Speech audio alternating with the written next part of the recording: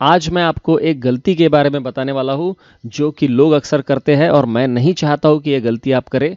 जब भी आप किसी वाउचर का नंबरिंग सिस्टम सेट करें तो आपने क्या करना चाहिए, क्या नहीं करना चाहिए, और ये ऑटोमेटिक वाउचर नंबरिंग जब सेट होता है तो इसमें क्या गलती हो सकती है, इसके बारे में हम आज बात करेंगे। तो चलिए मित्रों, चलते हैं सीधे टैली प्राइम की स्क्रीन की तरफ। यह है टैली प्राइम का स्क्रीन और यहाँ पे कुछ वाउचर एंट्रीज मैंने की है। वो वाउचर एंट्रीज मैं आपको दिखाता हूँ। डिस्प्ले मोर रिपोर्ट्स, उसके बाद स्टेटमेंट ऑफ अकाउंट्स और उसके बाद स्टैटिस्टिक्स। स्टैटिस्टिक्स में यहाँ पे देखिए पेमेंट वाउचर है जहाँ पे मैंने 5 वाउचर्स रिकॉर्ड किए हैं। अब ये 5 वाउचर्स को मैं अल्टर F2 करके आपको दिखाता हूँ।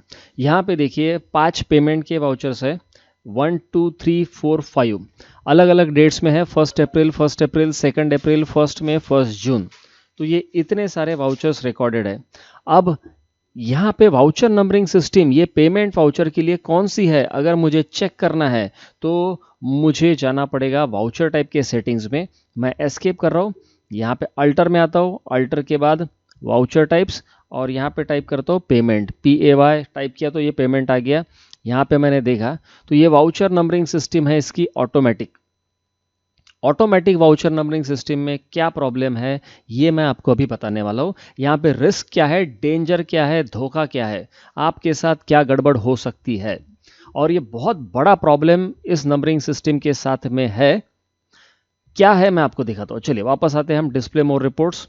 डिस्प्ले मोर रिपोर्ट्स के बाद स्टेटमेंट ऑफ अकाउंट्स, उसके बाद स्टैटिस्टिक्स और यहाँ पे हम आते हैं पेमेंट में। पेमेंट में अल्टर F2 करके मैंने यहाँ पे सारे वाउचर्स ले लिए। ये 5 वाउचर्स यहाँ पे मुझे दिख रहे हैं। अब मुद्दा यह है कि अगर यहाँ पे 5 वाउचर्स है और पांचों के नंबरिंग ऑटोमेटिक तरीके से जनरेट हो रहा है तो आप 3 प्रकार की गलतियां कर सकते हैं जिसकी वजह से ये नंबरिंग सिस्टम डिस्टर्ब हो जाएगा, बिगड़ जाएगा। पहला, आप बैकडेट में जाके एंट्री कर सकते हैं। जैसे ये 2 अप्रैल का यहाँ पे ट्रांजैक्शन दिख रहा है। अब 2 अप्रैल का अगर मैं यहाँ पे 2 अप्रैल के बाद 1 मई को ट्रांजैक्शन रिकॉर्ड हो चुका है, 1 जून को भी रिकॉर्ड हो चुका है, लेकिन अगर मैं 2 अप्रैल को एक आधा ट्रांजैक्शन रिकॉर्ड करता हूँ तो ये 4 नंबर जो है ये 5 नंबर हो जाएगा और 5 नंबर जो है वो 6 नंबर हो जाएगा। मतलब वाउचर का नंबर चेंज हो जाएगा।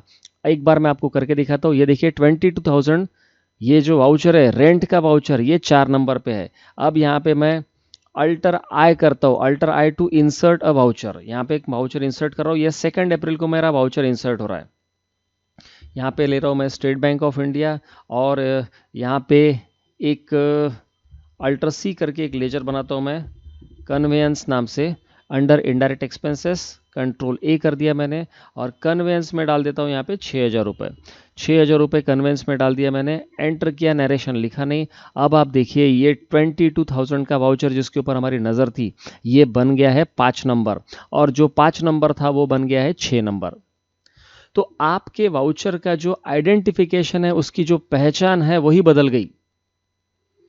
आपने अगर वाउचर का प्रिंट आउट निकाल के रखा होगा और प्रिंट आउट से आपका ऑडिट हो गया होगा तो बाद में उस प्रिंट आउट को जब आप देखेंगे और टैली के स्क्रीन को देखेंगे तो ये दोनों चीज़ें मैच नहीं होगी, इसका नंबर चेंज हो जाएगा।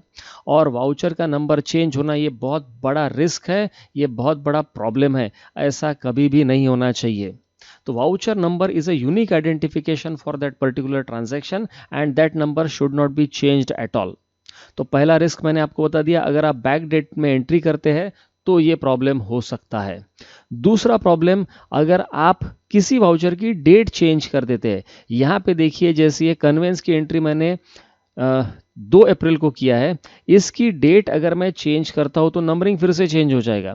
यहाँ पे 2 अप्रैल के बदले मैं इसको करता हूँ 1 जुलाई को इसको चेंज करता हूँ तो नंबरिंग फिर से चेंज हो गया। ये 22,000 का जो वाउचर है ये मेरा 4 नंबर पे आ गया। तो पहला, अगर मैं बैकडेट में एंट्री करता हूं तो मेरा वाउचर नंबरिंग चेंज हो जाएगा। दूसरा, अगर मैं पीछे का वाउचर आगे लेके जाता हूं, डेट मतलब अप्रैल का वाउचर मई में लेके गया, मई का जून में लेके गया, किसी भी वाउचर की डेट चेंज कर दिया मैंने। अच्छा, यहाँ पे मैंने आपको बहुत छोटा डेटा दिखाया है, ये सिर्फ 5 वाउचर यहाँ पे रिकॉर्डेड थे, अभी 6वां वाउचर मैंने रिकॉर्ड किया। तो यहाँ पे तो ठीक है, लेकिन जब एक ही दिन में आपके 5-10 वाउचर होंगे, 10, 20, 50 वाउचर भी हो सकते हैं, तब ये गलती को ढूंढना, इसको ठीक करना बहुत बड़ा प्रॉब्लम हो सकता है आपके लिए। गलती की आपको पता ही नहीं चलेगी कि क्या हो रहा। तो पहली मैंने बता दिया आपको कि डेट अगर आपने बैक डेट में इंसर्ट किया तो, दूसरी डेट चेंज कर दिया आपने तो, तीसरी गलती एक और बताता हूं मैं यहाँ पे, जैसे ये 15,000 का जो वाउचर है, अगर मैंने इस वाउचर को डिलीट कर दिया तो इसके आगे के सारे नंबर बिगड़ जाएंगे। अगर मैं ये 4,000 को डिलीट करता हूं तो सारे के सारे वाउचर नंबर बिगड़ जाएंगे आपके। मतलब आपने पेमेंट या फिर किसी भी वाउचर टाइप में मान के चलिए 1,000 वाउचर रिकॉर्ड किए और पहला ही वाउचर अगर आपने डिलीट कर दिया या चेंज कर दिया, उसकी डेट बदल दिया, कुछ भी उसके साथ किया, तो आपके बाद के सारे मतलब 999 वाउचर डिस्टर्ब हो जाएंगे, पूरे वाउचर डिस्टर्ब हो जाएंगे।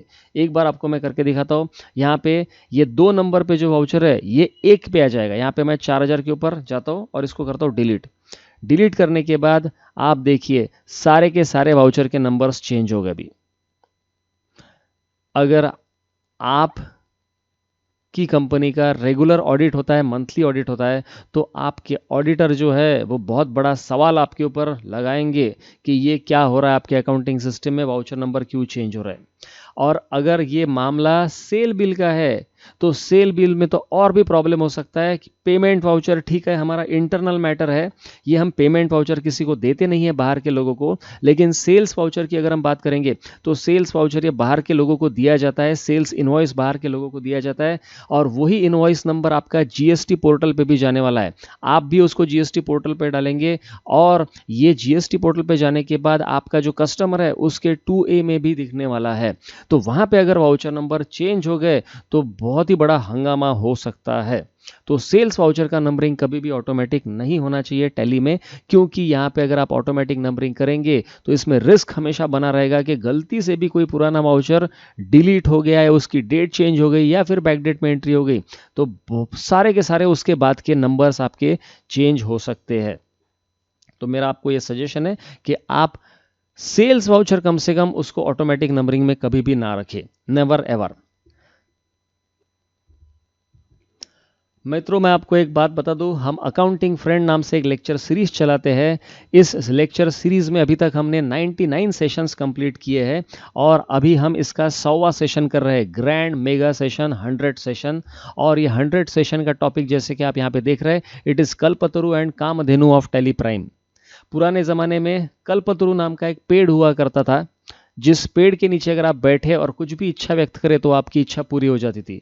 कामधेनु नाम की एक गाय थी, उस गाय को आप कुछ भी मांगो वो गाय आपको दे देती थी, ऐसी मान्यता है, पुरानी मान्यता। तो मैंने नाम यही दिया इस सेशन का, Kalpataru and Kamadhenu of Tally Prime. Tally Prime में बहुत सारी जानकारी होती है लेकिन वो मिलती नहीं है हमें, या फिर जिस फॉर्मेट में चाहिए उस फॉर्मेट में नहीं मिलती है। तो आप टैली प्राइम में से जो चाहे वो रिपोर्ट जनरेट कर सकते हैं, आप अपने स्टाइल से रिपोर्ट जनरेट कर सकते हैं। जो रिपोर्ट डिफॉल्ट टैली में नहीं है वो भी आप अपने लिए जनरेट कर सकते हैं। यही हम सीखने वाले हैं इस सेशन में, how to generate any report as per your choice. आपको अपने चॉइस के हिसाब से रिपोर्ट किस तरह से जनरेट कर सकते हैं आप। Extract complete information the way you want, जिस तरह से आपको इन्फॉर्मेशन चाहिए। मैं आपको छोटा सा एग्जांपल बताता हूँ। टैली प्राइम में अगर आपको एक रिपोर्ट चाहिए कि लेजर का नाम और उसका ग्रुप, कितने लेजर्स बने हैं और उसका ग्रुप कौन सा है, ये जानकारी आपको टैली प्राइम में नहीं मिलेगी। अगर आपको ट्रायल बैलेंस चाहिए और ट्रायल बैलेंस में लेजर का नाम, ग्रुप और उसका ओपनिंग बैलेंस और क्लोजिंग बैलेंस, ये ऐसा आपको एक ट्रायल बैलेंस चाहिए, क्योंकि ट्रायल बैलेंस में बैलेंसेस तो मिल जाएंगे लेकिन ग्रुप नहीं मिलेगा। तो ये टैली में नहीं होता है, बाय डिफॉल्ट टैली में नहीं होता है। ये जनरेट कैसे करना मैं आपको सिखाने वाला हूँ। उसके बाद अगर आपको ऐसा चाहिए कि कस्टमर का नाम, उसका जीएसटी नंबर, उसका मोबाइल नंबर, उसका ईमेल, ऐसा एक रिपोर्ट चाहिए, तो ये रिपोर्ट टैली में नहीं है। कस्टमर का नाम, जीएसटी नंबर, मोबाइल नंबर और ईमेल, मतलब आपको ये देखना है कि किसी कस्टमर ने आपको जीएसटी नंबर नहीं दिया है तो उनको फ़ोन करना है, ईमेल करना है, तो ये रिपोर्ट टैली में से नहीं होता है। ये भी रिपोर्ट आप टैली में से जनरेट कर सकते हैं। और जो ऑडिटर्स है, जो चार्टर्ड अकाउंटेंट्स है, उनके लिए बहुत बड़ी खास चीज़ है कि आप 100% डेटा अपने स्टाइल से चेक कर सकते हैं, एनालाइज कर सकते हैं, और वो भी बहुत जल्दी, बहुत फास्ट, मिनट्स में पूरा का पूरा डेटा 100% आप ऑडिट कर सकते हैं। तो मित्रों, ये सेशन किसके लिए है? ये सेशन अकाउंटेंट्स लोगों के लिए, ये सेशन स्टूडेंट्स के लिए है, ये सेशन बिजनेस ओनर्स और मैनेजर्स उनके भी काम में आएगा, और चार्टर्ड अकाउंटेंट्स के तो ज़बरदस्त काम में आने वाला है। तो मैं चाहूँगा कि इस सेशन को आप ज़रूर अटेंड करें। इसके सारे डिटेल्स मैंने डिस्क्रिप्शन बॉक्स में दिए हैं, बायो में मिलेंगे या कमेंट्स में मिल जाएंगे।